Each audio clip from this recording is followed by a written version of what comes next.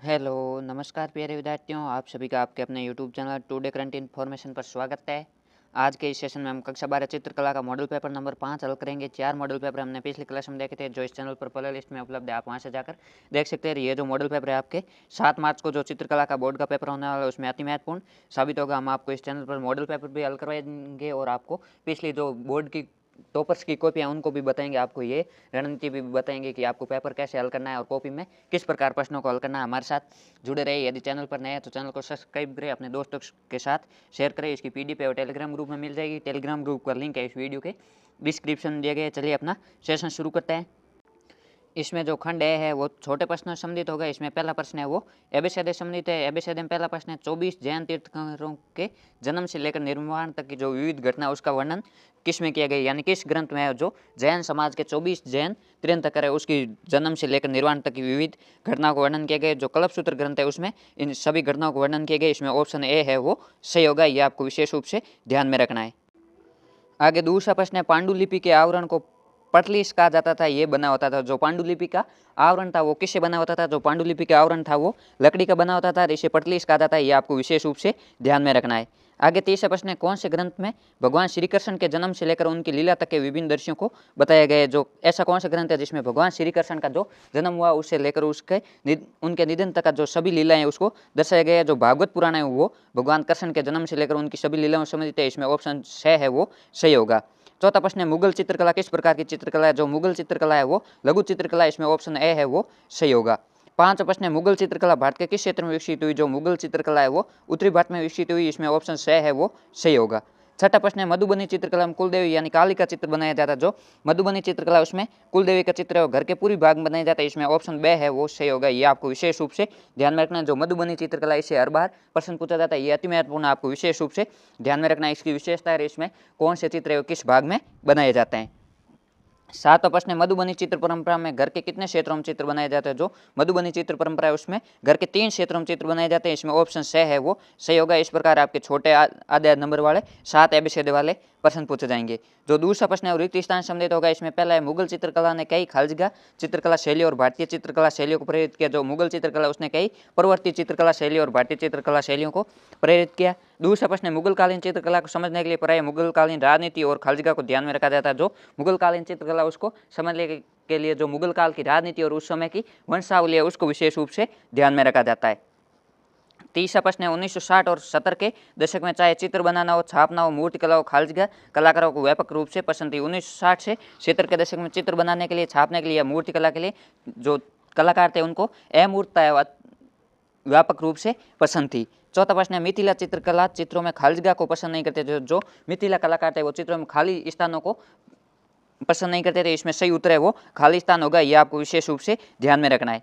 पांचवा प्रश्न है हमारा देश सदैव से ही उस स्थानीय ज्ञान का भंडारा है जो एक पीढ़ी से दूसरी पीढ़ी के लिए खालजगा होता रहा। हमारा देश सदैव उस स्थानीय ज्ञान का भंडारा जो एक पीढ़ी से दूसरी पीढ़ी में हस्तांतरित होता रहा, यानी आगे से आगे बढ़ता रहा। ये आपको विशेष रूप से ध्यान रखना है। 5 रिक्त स्थान है वो आधे नंबर के पूछे जाएंगे।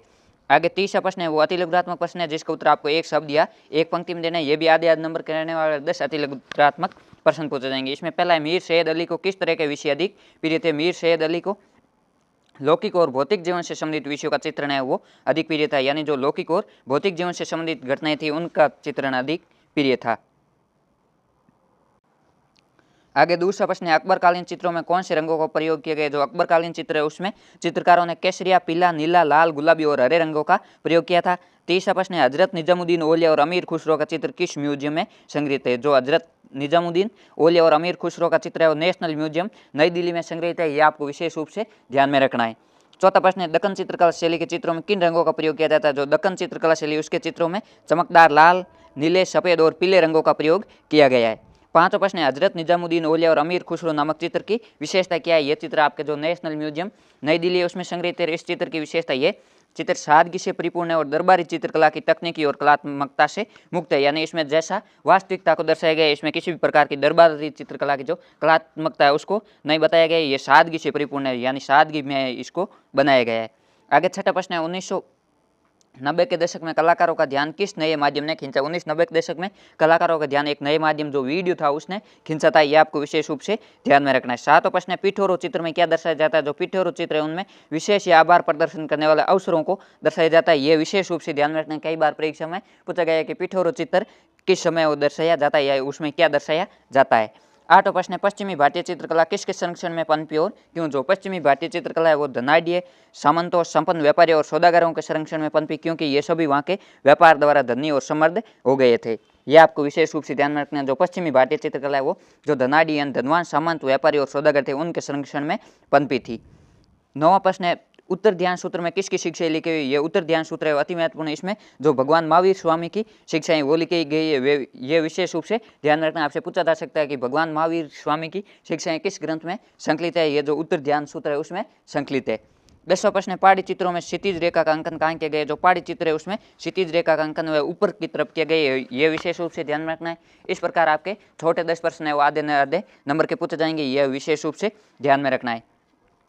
आगे जो खंड 2 है वो लघुत्तरात्मक प्रश्नों से संबंधित है और प्रत्येक प्रश्न है वो पूर्ण नंबर का रहने वाला है, यानी 3/4 नंबर का रहने वाला है। इसमें चौथा प्रश्न है, जयपुर के शासक सवाई प्रताप सिंह के समय जयपुर चित्रकला शैली 3 विषयों के चित्रों की ओर प्रोत्साहित हुई, यानी सवाई प्रताप सिंह के समय जयपुर चित्रकला शैली के मुख्य विषय क्या थे? सवाई प्रताप सिंह के समय के दौरान उनकी इच्छा अनुसार जयपुर चित्रकला शैली में मुगल शैली का प्रभाव कम हुआ और साहित्य, छवि चित्रण और दरबार चित्रों के अलावा साहित्यिक और धार्मिक विषय वस्तु जैसे गीत गोविंद, रागमाला, भागवत पुराण के चित्रों को नए सिरों से प्रोत्साहन मिला। यहाँ साहित्य, छवि चित्रण और दरबारों के अलावा जो साहित्यिक और धार्मिक विषय वस्तु थी उसको भी साथ साथ में महत्व मिला और जो मुगल शैली का प्रभाव था वो कम हुआ। 5वां प्रश्न है, चौगान थेलती राजकुमारी चित्र में बताया गया है कि ये मुख्य दरबार से हो भी सकता है और नहीं भी, इसका क्या अर्थ है? यानी इस पंक्ति का अर्थ क्या है? ये मुख्य दरबार से हो भी सकता नहीं भी, क्योंकि ये कई शैलियों के शैलीगत प्रभाव को स्पष्ट करता है। जैसे महिलाओं का चित्रण है वो मुगल शैली का है, घोड़ों का चित्रण दक्षिणी शैली का है, चर्य की जो विशेषता है वो बूंदी और किशनगढ़ शैली की है और हरी पृष्ठभूमि और स्वदेशी प्रभाव झलकता है। यानी ये मुख्य दरबार से संबंधित हो भी सकता है और नहीं भी हो सकता है, क्योंकि इसमें एक से अधिक शैलियों का मिश्रण है, इसलिए किसी एक दरबार से हम इसको जोड़कर नहीं देख सकते। आगे 6वां प्रश्न है, बीजापुर के किसी एक प्रमुख चित्र की विशेषता बताइए। बीजापुर का एक प्रमुख चित्र है द थ्रोन ऑफ प्रोस्पेरिटी, ये बीजापुर शैली का एक प्रमुख चित्र है। इसकी विशेषता जो आधारभूत रचना है वो लकड़ी पर की गई है और सिंहासन पर दक्षिण की वनस्पति और नीला आकाश है वो चित्रित है और सिंहासन के दूसरी और विशेष प्रकार के पौधे हमें गुजराती पांडुलिपि से सुसज्जित हाशियों की याद दिलाता है। ये जो द थ्रोन ऑफ प्रोस्पेरिटी ये बीजापुर शैली से संबंधित है, इसकी विशेषता है आपको विशेष रूप से ध्यान में रखना है। 7वां प्रश्न है, मोहम्मद कुतुब शाह के चित्र की विशेषताओं का उल्लेख कीजिए। जो मोहम्मद कुतुब शाह चित्र है उसकी विशेषता, चित्र में मोहम्मद कुतुब शाह है वो दीवान पर बैठा है, वह गोलकुंडा की विशिष्ट पोशाक पहने और सिर पर एक छोटी सुंदर कसी हुई टोपी धारण किए हुए। इनके संयोजन में तकनीकी दक्षता और परिष्करण दिख रहा है और दरबारी और दूल्हे के वेशभूषा चित्रण में प्लास्टिक परतें वो दस्ट हुए, यानी जो प्लास्टिक की परतें है वो देखने योग्य है। ये जो मोहम्मद कुतुब शाह चित्र है इसकी विशेषता आपको विशेष रूप से ध्यान में रखना है। 8वां प्रश्न है, बंगाल शैली से क्या अभिप्राय? यानी बंगाल शैली का क्या अर्थ है? बंगाल शैली राष्ट्रीय कला आंदोलन बंगाल से जनित भारतीय चित्रों की एक आधुनिक शैली थी जो ब्रिटिश सत्ता के केंद्र कलकत्ता में उत्पन्न हुई। जो बंगाल शैली उसका उद्भव कलकत्ता में हुआ। इस शैली के विषय और शैली दोनों ही भारतीय थे, जो मुगल चित्रों और पहाड़ी लघु चित्रों से प्रेरित थे। यानी यहाँ के जो विषय और शैली दोनों भारतीय थे और ये जो मुगल चित्र और पहाड़ी लघु चित्र थे उससे प्रेरित थे। 9वां प्रश्न है, नंदलाल बोस का संक्षिप्त पर्ची लिखिए। जो नंदलाल बोस का जन्म है वो सितंबर 1883 ईस्वी में मुंगेर जिले के हवेली खड़गपुर में हुआ था और 1917 ईस्वी में उन्हें ओरिएंटल स्कूल ऑफ आर्ट्स का प्राचार्य नियुक्त किया गया। उन्होंने अजंता बाग आदि गुफाओं के भित्ति चित्रों की प्रतिलिपियां तैयार की।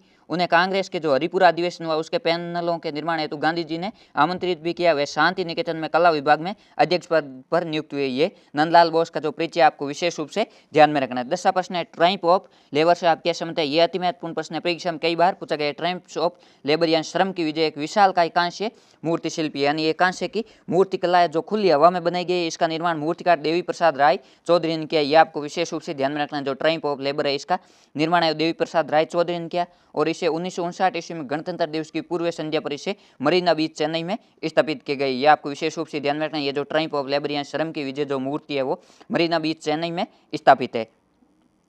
11वां प्रश्न है, भारत के प्रथम राष्ट्रवादी कला स्कूल की स्थापना कब, कहाँ और किसकी परिकल्पना थी? यह आपको विशेष रूप से ध्यान में रखना। जो प्रथम राष्ट्रवादी कला स्कूल है उसकी स्थापना कब हुई, कहाँ हुई और ये परिकल्पना किसे प्रेरित थी? जो भारत का प्रथम राष्ट्रवादी कला स्कूल है वो कला भवन था और इसकी स्थापना 1919 ईस्वी में नव स्थापित विश्व भारती विश्वविद्यालय जो कि शांति निकेतन में इसके एक भाग के रूप में हुई और इसकी परिकल्पना कवि रविंद्रनाथ टैगोर ने की थी। इसे न केवल बंगाल शैली की उन्नत दृष्टि को बनाए रखा बल्कि भारतीय समाज में कला को सार्थक बनाने में स्वयं के पथ का अनुसरण किया। ये विशेष रूप से ध्यान में रखना। जो भारत का प्रथम राष्ट्रवादी कला स्कूल है उसका नाम कला भवन था। ये जो विश्व भारती विश्वविद्यालय जो शांति निकेतन में स्थित है उसके एक भाग के रूप में इसकी स्थापना हुई और 1919 में स्थापना हुई और इसकी स्थापना का श्रेय वो कवि रविंद्रनाथ टैगोर जी को जाता है। ये आपको विशेष रूप से ध्यान में रखना है।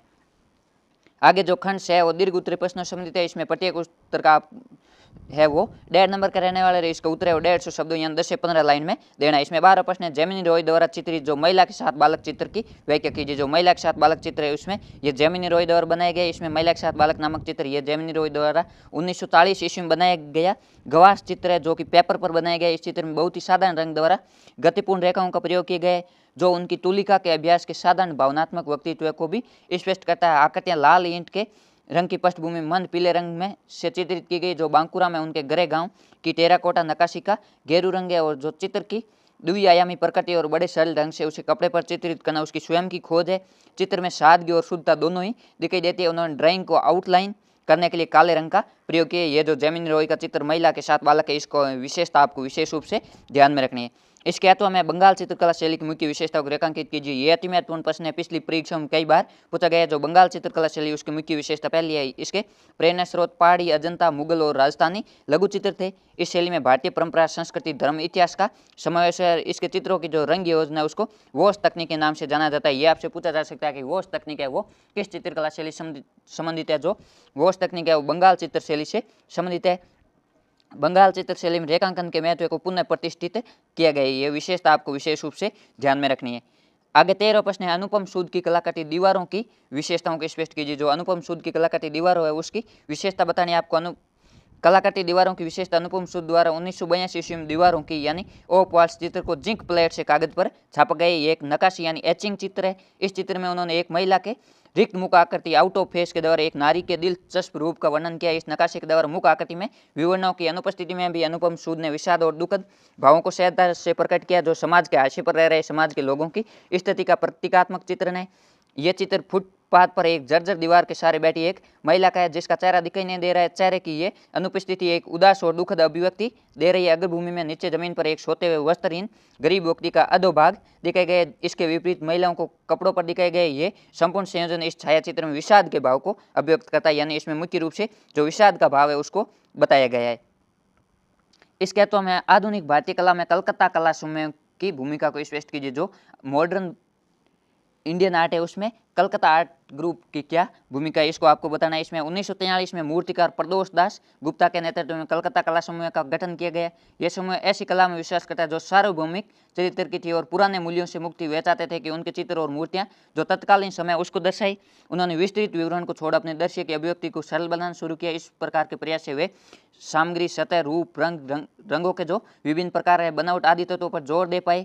दूसरे कलकत्ता के कई युवा कलाकार है वो मार्क्सवाद की ओर आकर्षित हुए। वे चाहते थे कि उनकी कला गरीबी और शहरों में लोगों की दुर्दशा के बारे में भी बताई। यानी जो 1943 ईस्वी में जो कलकत्ता कला समूह बना था उसमें जो अधिकतर लोग थे वो मार्क्सवादी विचार की ओर भी आकर्षित हुए। आगे जो खंड है निम्नात्मक प्रश्न संबंधित है। इसमें प्रत्येक प्रश्न 2 नंबर का रहने वाला ये भी अथवा पूछा जाएगा। इसका उत्तर 250 शब्द यानी 20 से 25 लाइन में है वो देना है। इसमें 14 प्रश्न है राजस्थानी चित्रकला शैली की निम्नलिखित चित्रों पर प्रकाश डालिए। आपके जो 14 प्रश्न है वो हमेशा राजस्थानी चित्रकला शैली संबंधित पूछा जाता है। या तो किसी चित्रकला शैली की कोई विशेषता या कोई चित्र की विशेषता। इसमें पहला है गोधूली का समय, यह जयपुर चित्रकला शैली संबंधित है। दूसरा है चित्रकूट में राम और उनके परिवार का मिलन। इन दोनों चित्रों का आपको वर्णन करना है। इसमें पहला है गोधूली का समय जयपुर चित्रकला शैली। मेवाड़ चित्रकला शैली में चित्रकार चौका द्वारा चित्रित जो गोधूली का समय अर्थात चित्र का दृश्य आकर्षक संयोजन और सौम्य रंग योजना जाना जाता है। चित्र में गोधूली बेला यानी जो गायों के घर लौटने का समय होता है यानी सूर्यास्त के तुरंत बाद का जो समय जब गायें हैं वो चारागाहों से अपने घर की ओर लौटती है उस समय को है वो गोधूली बेला कहा जाता है। मैं बाल कृष्ण है वो अपने सखाओं के साथ गाय लेकर वापस नगर में प्रवेश करते हुए अंकित है। अटारी से माताएं अपने बच्चों को दे प्रफुल्लित हो रही है और बालक भी अपनी माताओं को देकर उनकी ओर इशारा कर हर्षित हो रहे हैं। एक साथ बड़ी संख्या में गायों के चलने से उड़ रही धूल दर्शाने के लिए जो पूरा वातावरण है वो मटमेला हो गए। यानी जब गायें चलती है तो उनके खुर से जो धूल उड़ती है उसके कारण पूरा वातावरण मटमेला हो गया। पृष्ठभूमि में प्रकृति का भी सूर्य अंकन हुआ है। दूसरा जो चित्र है वो चित्रकूट में राम और उनके परिवार का मिलन गुमान द्वारा चित्रित 1740 ईस्वी 1750 ईस्वी के मध्य का यह चित्र कथा की निरंतरता को चित्रित करने का आकर्षित उदाहरण है ये दृश्य उस समय का जब भरतदेव अपने बड़े भाई श्री राम को घर लाने के लिए आए और इस दृश्य में चित्रकूट में चित्रित किया गया। ये जो संपूर्ण दृश्य जो चित्रकूट की वन में जो चित्रकूट की कुटिया वहाँ पर है वो पूरा चित्रित किया गया। इसकी मुख्य विशेषता ये साधारण से दिखने वाली झोंपड़ी जिसे पर्णकुटी का गया आधारभूत सामग्री जैसे मिट्टी लकड़ी हरी पत्तियों से निर्मित है। इसे पहाड़ की तलहटी के जंगल में पेड़ों के झुरमुट में ग्रामीण दृश्य के रूप में स्थापित किए गए। यहाँ पर रामायण का ये घटनाक्रम चला था। कलाकार ने कथा है वो बाएं से प्रारंभ कर दाईं ओर समाप्त की। जैसे चित्रकूट में घटित ये कहानी राजकुमारों की पत्नियों सहित 3 माताओं से प्रारंभ होती है जो राम को मनाने के लिए निवास की ओर आगे बढ़ती है। माताओं को देखते ही राम लक्ष्मण और सीता और श्रद्धा से झुक जाते हैं। शोक में व्याकुल कौशल्या और राम को बाहों में भर लेती है। राम सुमित्रा और कैकेयी का अभिवादन करता है। यानी इसमें जो वास्तविक दृश्य है स्वाभाविक दृश्य का चित्रण है वो किया गया है। इसके बाद राम है वो दोनों ऋषियों को प्रणाम करते हैं। ऋषि और दशरथ की मृत्यु के समाचार सुनाने पर राम वेदना में एकाएक गिर जाते हैं और सुमंत को ऋषियों के पीछे श्रद्धापूर्वक खड़े दिखाया गया है। अगले चरण में चित्र के ऊपरी भाग में तीनों माता और लक्ष्मण भरत शत्रुघ्न की पत्नियों को सीता से वार्ता करते हुए दिखाया गया। चित्र के फ्रेम से बाहर जाने वाले समय के साथ यह कथा पूर्ण होती है। इसके अथवा में है वो मालवा जो चित्रकला शैली उसके उद्भव पर आपको एक निबंध लिखना है। यानी मालवा चित्रकला शैली का विकास किस प्रकार हुआ ये आप पीडीएफ से पढ़ लेना। इसकी पीडीएफ है वो टेलीग्राम ग्रुप में मिल जाएगी। टेलीग्राम ग्रुप का लिंक है इस वीडियो के डिस्क्रिप्शन में दिया गया है। आप वहाँ से टेलीग्राम ग्रुप ज्वाइन कर पीडीएफ प्राप्त कर सकते हो। आगे जो 15 प्रश्न है वो पहाड़ी शैलियों के चित्रों से संबंधित है। इसमें पहला है प्रतीक्षावान कर्षण और संशयशील राधा और दूसरा है बलवंत सिंह नैनसू के साथ चित्र देखते हैं। इन दोनों चित्रों का आपको वर्णन करना है। इसके अथवा में वो कांगड़ा शैली के उद्भव और विकास का वर्णन करना है। इसमें जो पहला चित्र है वो प्रतीक्षावान कर्षण और संशयशील राधा और राधा की प्रतीक्षा में कर्षण। ये आपको इसमें चित्रकार का नाम और ये कब बनाया, इसमें मुख्य रूप से कौन सी विषय वस्तु ये आपको विशेष रूप से ध्यान रखना है। 2 चित्र पूछा जाता है यानी 1-1 नंबर का चित्र पूछा जाता है। यह पीडीएफ से पढ़ लेना है। इसकी पीडीएफ है वो टेलीग्राम ग्रुप में मिल जाएगी और टेलीग्राम ग्रुप ज्वाइन कर आप पीडीएफ प्राप्त कर सकते हैं। इसके बाद हम है वो आपके लिए जो पिछली 2024 के चित्रकला के जिसमें 24 में से 24 नंबर जिस विद्यार्थी का है उसकी बोर्ड की आपको कॉपी भी बताएंगे ताकि आपको यह पता चल सके कि पेपर हल कैसे करना है। और आगे भी हमें वो मॉडल पेपर हल करेंगे। आज हमने 500 मॉडल पेपर हल किया, 6, 7, 8, 9 यानी 4 मॉडल पेपर हम 2 क्लासों में आगे हल करने का प्रयास करेंगे। यदि आप चैनल पर नए हैं तो चैनल को सब्सक्राइब करें, अपने दोस्तों के साथ भी शेयर करें। धन्यवाद। मस्त रहिए, अपने स्वास्थ्य का ख्याल रखें और अपनी तैयारी करते रहिए।